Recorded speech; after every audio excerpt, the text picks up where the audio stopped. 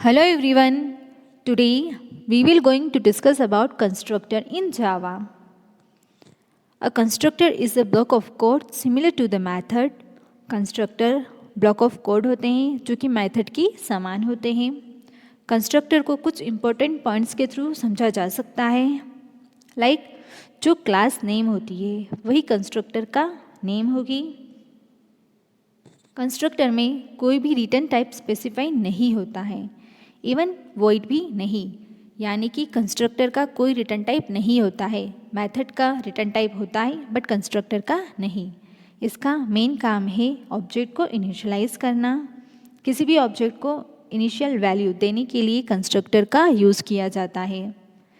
जिस समय हम किसी ऑब्जेक्ट को क्रिएट करते हैं उसी समय कंस्ट्रक्टर इन्वॉक होता है या कॉल होता है. कंस्ट्रक्टर किसी क्लास का एक ऐसा मेंबर होता है जिसका नाम वही होता है जो उस क्लास का नेम होता है, जिसमें ये मेंबर मेथड होता है. कंस्ट्रक्टर की ज़रूरत हमें इसलिए भी पड़ती है क्योंकि जब भी कोई ऑब्जेक्ट क्रिएट होता है तो उसका कोई ना कोई इनिशियल वैल्यू ज़रूर होती है. Now we will talk about rules for creating Java constructor. Constructor name must be same as its class name. Constructor name उसकी क्लास नेम के जैसा ही होना चाहिए. A constructor must have no explicit return type. Constructor का कोई explicit return type नहीं होना चाहिए. A Java constructor can not be abstract, static, final and synchronized. जो जावा का कंस्ट्रक्टर होता है वो न तो एब्स्ट्रैक्ट हो सकता है, न ही स्टैटिक हो सकता है, न ही फाइनल एंड सिंक्रोनाइज्ड हो सकता है. नेक्स्ट हम बात करते हैं टाइप्स ऑफ जावा कंस्ट्रक्टर की.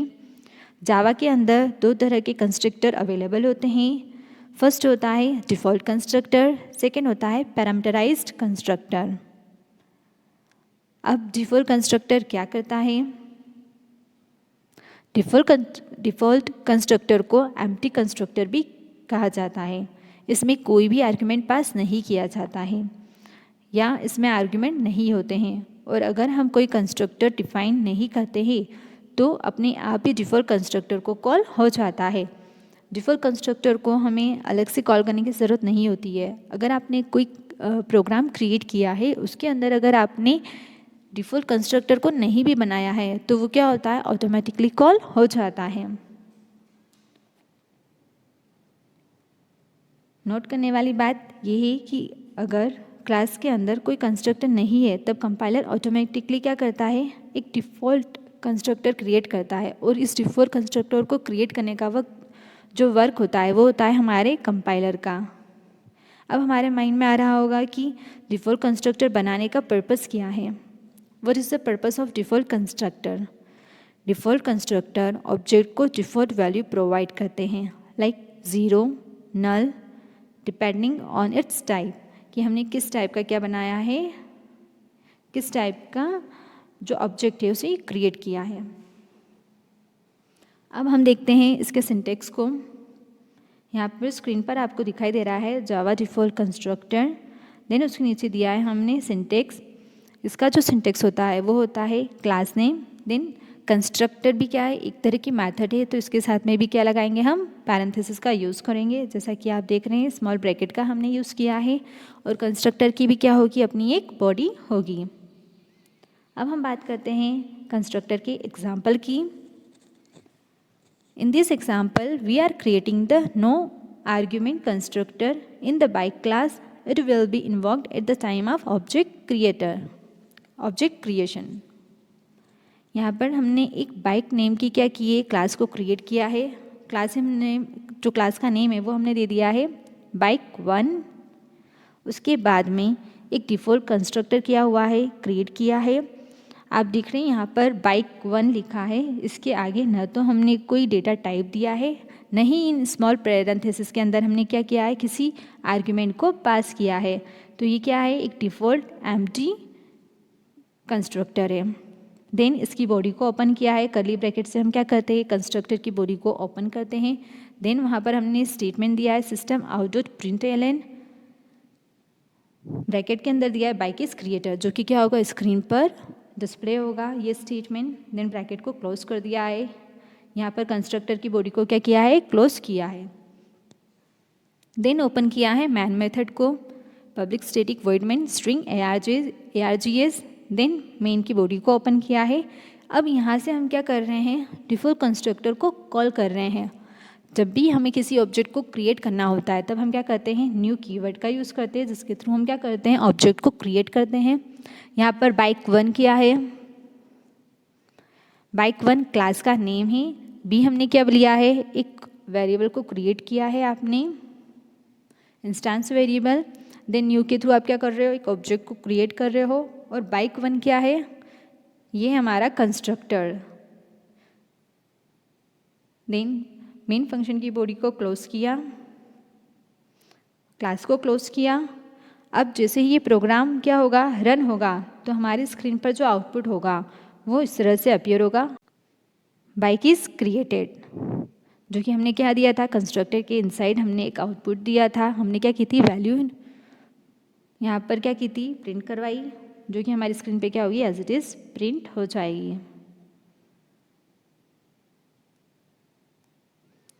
एक और एग्जांपल यहाँ पर लिया है, आप यहाँ पर देखिए, ये एग्जांपल जो है, example of default constructor that displays the default value. अगर हम कोई वैल्यू इनिशियलाइज नहीं करते हैं ऑब्जेक्ट को, तो वो क्या करेगा, जो डिफ़ॉल्ट वैल्यू होगी उसे स्क्रीन पर शो कर देगा। वो डिफ़ॉल्ट वैल्यू कौन इनिशियलाइज करेगा, उसे इनिशियलाइज करने का वर्क होता है हमारे कंस्ट्रक्टर का। यहाँ पर एक क्लास क्रिएट की है student3 नेम से। देन उसके अंदर क्या है, हमारे पास में दो वेरिएबल है, एक है इंटीजर ID और एक है स्ट्रिंग नेम। मेथड यहाँ पर हमने जो ग्रीन में दिया है डबल स्लैश के साथ में, वो क्या है, कमेंट है। Method to display the value of ID and name. यहाँ पर डिस्प्ले क्या है, हमारी एक मेथड है। देखिए ये क्या है, ये एक मेथड है जिसके आगे क्या है, एक रिटर्न टाइप है। मेथड का नेम है डिस्प्ले। इस डिस्प्ले मेथड की बॉडी के अंदर हमने क्या लिख दिया है, एक सिस्टम आउट println दिया है, जो कि क्या करता है, स्टेटमेंट को प्रिंट करने का वर्क करता है। वहाँ पर हमने दो वेरिएबल दे दिए हैं, ID और नेम। ID और variable, ID variable in name variable के इनसाइड जो भी वैल्यू हो उसे क्या करे, ये स्क्रीन पर प्रिंट कर दें। देन हमने मैन मेथड लिए, static public static void main string args। Then इस मेथड को ओपन किया। अब यहाँ पर हमने क्या किए हैं, दो ऑब्जेक्ट क्रिएट किए हैं, S1 एंड S2 नेम से। ये दोनों ही क्या है, ऑब्जेक्ट हैं, जो कि क्या कर रहे हैं, हमारी student3 नाम की क्या है हमारे पास में कंस्ट्रक्टर है।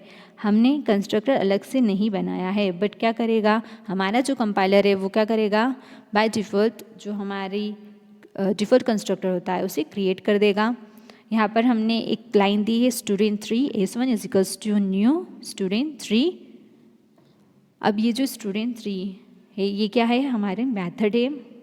देन हमने एक और ऑब्जेक्ट क्रिएट किया है S2 नाम से। फिर हमने क्या किया है, displaying value of the object. अब हमें क्या करना है, S1 और S2 के अंदर, ये दोनों ही क्या है, ऑब्जेक्ट है, इनके अंदर जो वैल्यू है उसे हमें क्या करना है, डिस्प्ले करना है। देन हम क्या करेंगे, ऑब्जेक्ट के थ्रू मेथड को कॉल कर रहे हैं। ऑब्जेक्ट के थ्रू जब मेथड को कॉल किया जाता है तब डॉट ऑपरेटर का यूज़ किया जाता है। S1 हमारा ऑब्जेक्ट है, डॉट डिस्प्ले, डिस्प्ले क्या है, हमारी मेथड है। S1 डॉट डिस्प्ले, जैसे ही हमारा डिस्प्ले मेथड कॉल होगी, हमारा कंट्रोल कहाँ पर आ जाएगा, डिस्प्ले मेथड पर, जो कि कहाँ पर है, यहाँ पर वॉइड डिस्प्ले। इसके अंदर हमने क्या दिया, ID एंड नेम को हम क्या करा रहे हैं, स्क्रीन पर डिस्प्ले करवा रहे हैं। तो जैसे ही ये मेथड कॉल होगी, ID और नेम के अंदर जो भी डिफ़ॉल्ट वैल्यू होगी वो क्या हो जाएगी, स्क्रीन पर प्रिंट हो जाएगी। S1 के थ्रू ID के अंदर जो वैल्यू है वो प्रिंट होगी, S2 ऑब्जेक्ट के थ्रू नेम वेरिएबल के अंदर जो भी वैल्यू होगी वो क्या हो जाएगी, स्क्रीन पर प्रिंट हो जाएगी। इस तरह से हमें जो आउटपुट मिलेगा वो कुछ इस तरह से मिलेगा। हमने डिस्प्ले मेथड को 2 बार कॉल किया है, तो 2 बार क्या होगी, वैल्यू प्रिंट होगी। S1 के थ्रू जब हमारा क्या होगा, डिस्प्ले मेथड कॉल होगी, तब ID और नेम के अंदर जो भी क्या होगी वैल्यू होगी वो प्रिंट हो जाएगी। देन अगेन हमने क्या किया है, S2 ऑब्जेक्ट के थ्रू फिर से हमने डिस्प्ले मेथड को कॉल किया है। तो जैसे ही हमारी डिस्प्ले मेथड सेकेंड टाइम क्या होगी, कॉल होगी, तब फिर से आईडी और नेम के अंदर क्या होगी, जो डिफ़ॉल्ट वैल्यू होगी वो क्या हो जाएगी, स्क्रीन पर प्रिंट हो जाएगी। तो दोनों ही बार स्क्रीन पर क्या प्रिंट होगा, ज़ीरो और नल। किसी भी ऑब्जेक्ट के थ्रू हम क्या करते हैं, मेथड को कॉल करने का वर्क कर सकते हैं। तो यहाँ पर हमने दो ऑब्जेक्ट बनाकर क्या किया है, दो बार सेम मेथड को कॉल किया है। यहाँ पर एक्सप्लेनेशन दिया है इस प्रोग्राम का। In the above class you are not creating any constructor, so compiler provides you a default constructor here zero and null values are provided by default constructor. Zero और null value किसके through provide की गई है, default constructor के through provide की गई है, जो कि हमारी इनिशियल वैल्यूज़ है। सेकेंड हम बात करते हैं जावा पैरामीटराइज्ड कंस्ट्रक्टर की, जो कि हमारा क्या है, कंस्ट्रक्टर का सेकेंड टाइप है। A constructor which has a specific number of parameter is called parameterized constructor। अगर कंस्ट्रक्टर के साथ में पैरामीटर का यूज़ किया गया है तो उस पैरामीटराइज्ड कंस्ट्रक्टर को या उसे पैरामीटराइज्ड कंस्ट्रक्टर कहा जाएगा। Now, what is the purpose of parameterized constructor? The parameterized constructor is used to provide different values to distinct object। अलग अलग ऑब्जेक्ट को अलग अलग वैल्यूज़ प्रोवाइड करने के लिए पैरामीटराइज्ड कंस्ट्रक्टर का यूज़ किया जाता है। हम चाहें तो सेम वैल्यूज़ भी प्रोवाइड कर सकते हैं। यहाँ पर आपको एग्जाम्पल नज़र आ रहा है। In this example, we have created the constructor of student class that have two parameters. We can have any number of parameters in the constructor। हमने फिर से स्टूडेंट नाम की क्या बनाई, क्लास बनाई, जिसे हमने नाम दिया है स्टूडेंट 4। यहाँ पर हमने दो वेरिएबल लिए हैं, integer ID and string name. अब हम क्या कर रहे हैं, एक पैरामीटराइज्ड कंस्ट्रक्टर क्रिएट कर रहे हैं। जब भी आपको कंस्ट्रक्टर के अंदर पैरामीटर को पास करना हो तब आपको खुद से क्या करना होगा, कंस्ट्रक्टर क्रिएट करना होगा। पैरामीटराइज्ड कंस्ट्रक्टर कंपाइलर के थ्रू क्रिएट नहीं किए जाते हैं। यहाँ पर हमने नेम दिया स्टूडेंट 4, जो कि क्या था, हमारी क्लास का नेम था। हमें क्या करना है, इसका कंस्ट्रक्टर क्रिएट करना है, तो हमें सेम नेम का यूज़ करना पड़ेगा, स्टूडेंट 4। देन हम क्या करेंगे, पैरेंथेसिस को ओपन करेंगे, वहाँ पर दो वेरिएबल को क्या करेंगे, हम पास करेंगे, integer I and string N. Then इसकी बॉडी को ओपन किया कंस्ट्रक्टर की, वहाँ पर हमने क्या किया है, अब जो आईडी और नेम नाम से हमारे पास में क्या है, वेरिएबल है। हमने सिर्फ वेरिएबल को क्या किया था, डिफाइन किया था। अब हमें वेरिएबल को क्या करना है, इनिशियलाइज करना है। तो हमने आईडी के अंदर वैल्यू दे दी आई, नेम के अंदर हमने वैल्यू दे दी एन, देन कंस्ट्रक्टर को हमने कर दिया क्लोज। अब एक मेथड क्रिएट की है जो क्या करे, इन वेरिएबल्स की वैल्यू को प्रिंट करने का वर्क करे। तो हमने मेथड क्रिएट की वॉइड डिस्प्ले नेम से।